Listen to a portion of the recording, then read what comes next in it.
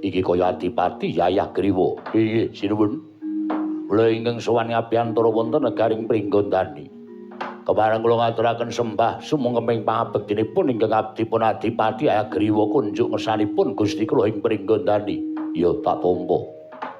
Gawe gedhening atiku ora liwat pangestu tampanana. Kula pundhingga jimat paripe dayanana ing kasantosan. Wigatine apa?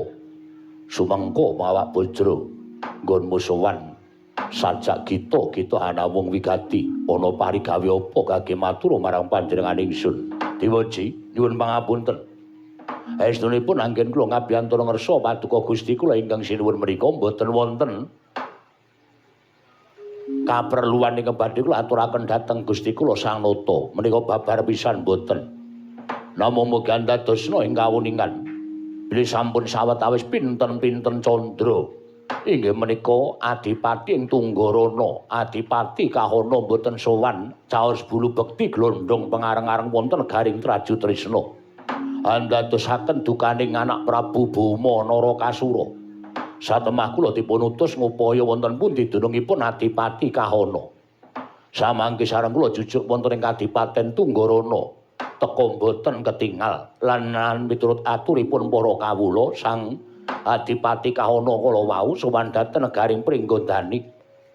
Jebul pinanggihipun apan kepara saestu. Mila ingkang saking menika diweji kula suwun ngersa paduka anak Prabu Gatotkaca bilih sakmangke boten wonten perkawis antawisipun Traju Trisna lan Pringgondani lan kula sowan menika namung badhe amboyong dhateng Adipati Kahana. Supados sakmangke badhe kula boyong wonten negaring Traju Trisna ingkang wigati netepi dhateng timbalanipun anak Prabu Setija Boma Narakasura sinuwun Prabu ing Pringgondani.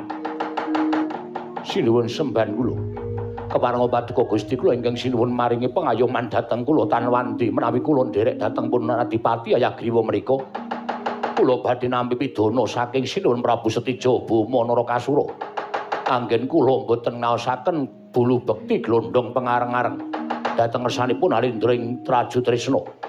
Menapa ingkang kula lampahi menika awit menika panyuwunipun para kawula ingkang sakmangke kula aturaken ing ajeng bilih sejatosipun kawula ing Tunggarana sampun boten sarujuk tuwin sampun boten mathik menawi Tunggarana menika dados areh-arehanipun negaring Traju Trisna. Kula suwun sinuwun Prabu ing Pringgondani keparenga sakmangke paring pengayoman dhateng kula Adipati Kahana. Dadi saiki ketok lorekmu cetha lelakonmu yen to kowe swarana ing Pringgondani mung kepengin njaluk pengayomane sinuwun Prabu Gatotkaca. Kowe ora usah dadak rusak aja-aja dosa ngupaya kanca. Nggonmu ora swarana ing Traju Trisna mau sejatine bakal nampa paukuman merga nggonmu weya lawan kewajiban ora ngaturake glondhong pengareng-areng. Peni-peni kunjuk sinuwun Prabu Setija. Kang mangkono kowe keluputan kowe ora usah dadak njaluk pengayoman marang sapa-sapa Yayah Griwa. Akeh kawula Tunggarana wis padha sarujuk yen ora gelem dadi reh-rehane wong Traju Trisna. Niatku sowan ning Pringgondani pancen kepara nyata tak akoni yen tak nyuwun pengayomane anak Prabu Gatotkaca utawa sinuwun ning Pringgondani. Mula nggonku sowan iki ora kok ming pengawak Adipati Kahana ijen nanging aku minangka wakiling kawula sak Tunggarana ingkang saknyata wis rumangsa ditindes dening para wong-wong Traju Trisna lan rumangsa dijajah dening sinuwun Prabu Setija Boma Narakasura. Lan ngertiya yen to sejatine apa kang tak tindakake iki padha karo aku nalurekke kelawan wong tuaku lan mbah-mbahku mbiyen yen sejatine Tunggarana iki dudu wengkon negara ing Traju Trisna nanging kebawah keperintah Pringgondani. Merga Pokaling Bumantara nalika semana dibedah nganti wong tuaku dipateni. Lan kanthi kaya mengkono Tunggarana dadi reh-rehane wong Traju Trisna ingkang saknyatane Tunggarana kuwi dadi reh-rehane wong Pringgondani.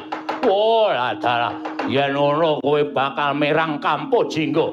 Nuwun sewu nggih menawi kula kedah damel rame wonten garing Pringgondani.